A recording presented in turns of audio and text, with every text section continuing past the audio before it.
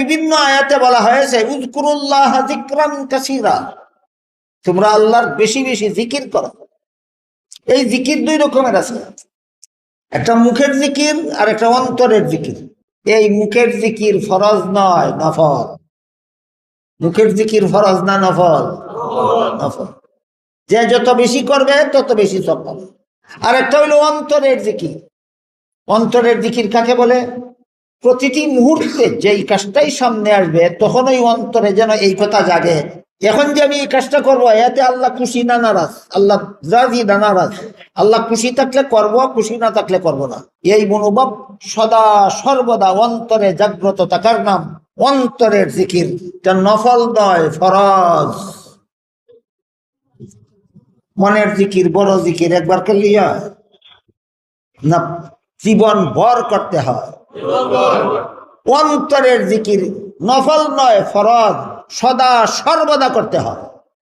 যেই মুহূর্তেই অন্তরের জিকির থেকে বান্দা গাফিল হয়ে যাবে সেই মুহূর্তেই শয়তানে তারে গুনায় হারাম কাজে লিপ্ত করাইয়া ছাড়বে।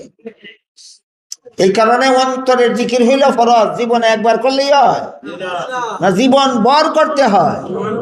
রুকু সেজদা করা শরীয়তের কাজ, আল্লাহর দেনে মগ্ন থাকা তরিকতের কাজ। বেশ কম কি রুকু সেজদা এমন আল্লাহর এমন বিধান যা শরীরের অঙ্গ প্রত্যঙ্গের দ্বারা পালন করা হয়, আর আল্লাহর ধ্যানে মগ্ন থাকা আল্লাহর এমন বিধান যা শরীরের অঙ্গ প্রত্যঙ্গের দ্বারা পালন করা যায় না, অন্তরের দ্বারা পালন করতে হয়। এমন বিধানের নাম তরিকত। পার্থক্য কি বুঝলেন? বুঝে থাকলে বলেন তো। 5 বেলার নামাজ শরীয়ত না তরিকত? আর নামাজে আল্লাহর ধ্যানে মগ্ন থাকা আল্লাহর ধ্যান মগ্নটা তরিকত হইল কেন? এটা শরীরের অঙ্গের দ্বারা ভালো না, এটা অন্তরের দ্বারা ভালো হয়। রুকু সেজদাটা শরীয়ত হইল কেন?